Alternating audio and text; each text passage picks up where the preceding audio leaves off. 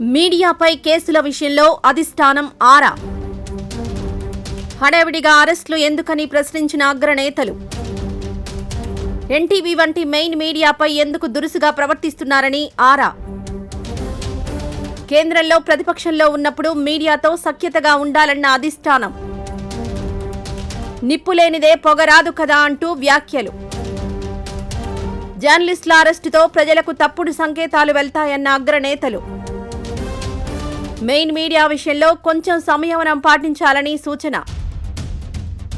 రాజ్యాంగ విలువలంటూ రాహుల్ మాట్లాడుతుంటే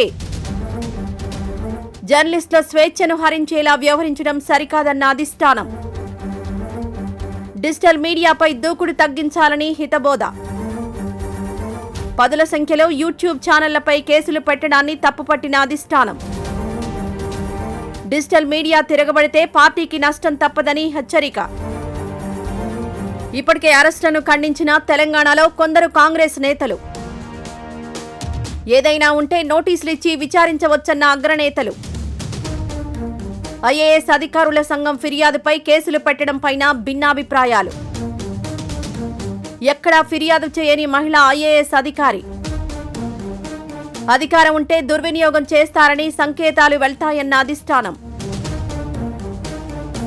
తెలంగాణ రాజకీయాల్లో మీడియా వర్సెస్ గవర్నమెంట్ యుద్ధం ఇప్పుడు కాంగ్రెస్ పార్టీలో అంతర్గత చర్చకు దారితీస్తుంది. ఒక మహిళా ఐఏఎస్ అధికారికి సంబంధించిన వార్తా కథనం నేపథ్యంలో ఎన్టీవీ వంటి ప్రధాన మీడియా సంస్థలతో పాటు పలు యూట్యూబ్ ఛానళ్లపై కేసులు నమోదు చేయడం, జర్నలిస్టులను హడావిడిగా అరెస్ట్ చేయడంపై కాంగ్రెస్ హైకమాండ్ ఆరా తీసింది. రాజ్యాంగం, భావ ప్రకటన స్వేచ్ఛ గురించి రాహుల్ గాంధీ దేశవ్యాప్తంగా పోరాడుతుంటే కాంగ్రెస్ పాలిత రాష్ట్రంలో జర్నలిస్టుల స్వేచ్ఛను హరించడం పార్టీ ప్రతిష్టకు భంగం కలిగిస్తుందని అగ్రనేతలు భావిస్తున్నారు.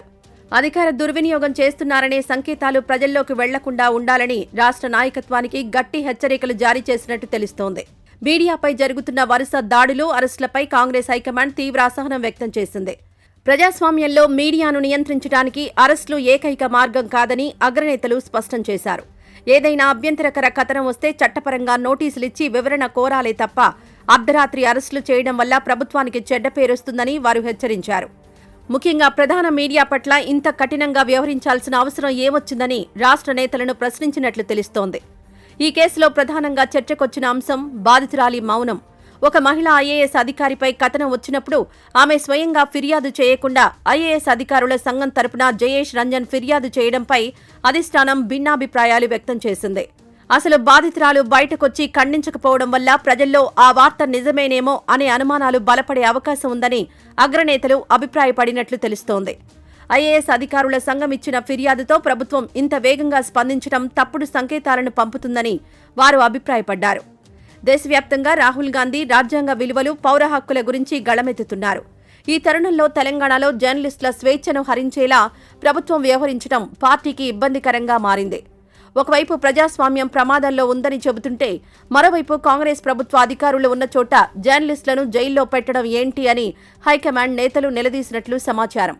ఈ చర్యలు ప్రతిపక్షాలకు ఆయుధంగా మారతాయని, తక్షణమే మీడియా పట్ల సంయమనం పాటించాలని రాష్ట్ర ప్రభుత్వ పెద్దలకు అగ్రనేతలు సూచించారు. ప్రస్తుత కాలంలో డిజిటల్ మీడియా, యూట్యూబ్ ఛానళ్ల ప్రభావం గ్రామ స్థాయి వరకు ఉంది. పదుల సంఖ్యలో యూట్యూబ్ ఛానళ్లపై కేసులు పెట్టడాన్ని హైకమాండ్ తప్పుపట్టింది. డిజిటల్ మీడియా తిరగబడితే పార్టీకి జరిగే నష్టం ఊహించని విధంగా ఉంటుందని హెచ్చరించింది. విమర్శలను స్వీకరించాలే తప్ప ప్రతి విమర్శకు కేసులతో సమాధానం చెప్పడం సరికాదని హితబోధ చేసింది. సోషల్ మీడియాలో వచ్చే కథనాలను కట్టడి చేయడం కంటే వాస్తవాలను ప్రజలకు వివరించడంపై దృష్టి పెట్టాలని సూచించింది. ప్రభుత్వం అనుసరిస్తున్న ఈ కఠిన వైఖరిపై సొంత పార్టీ నేతల్లోనే అసంతృప్తి నెలకొంది. ఇప్పటికే తెలంగాణకు చెందిన కొందరు సీనియర్ కాంగ్రెస్ నేతలు ఈ అరెస్టులను బహిరంగంగానే ఖండించారు. జర్నలిస్టుల అరెస్టుల వల్ల పార్టీ క్యాడర్లో కూడా అయోమయం నెలకొందని వారు అధిష్టానానికి వివరించినట్లు తెలుస్తోంది. పార్టీ అధికారంలోకి రావడానికి సహకరించిన మీడియాపైనే ఇప్పుడు ఉక్కుపాదం మోపడం వల్ల భవిష్యత్తులో రాజకీయంగా ఇబ్బందులు ఎదురవుతాయని పార్టీ అంతర్గత చర్చల్లో అభిప్రాయాలు వ్యక్తమయ్యాయి. అధికారం చేతిలో ఉంది కదా అని దుర్వినియోగం చేస్తున్నారు అనే భావన ప్రజల్లోకి వెళ్లడం ప్రభుత్వానికి ప్రమాదకరమని హైకమాండ్ హెచ్చరించింది.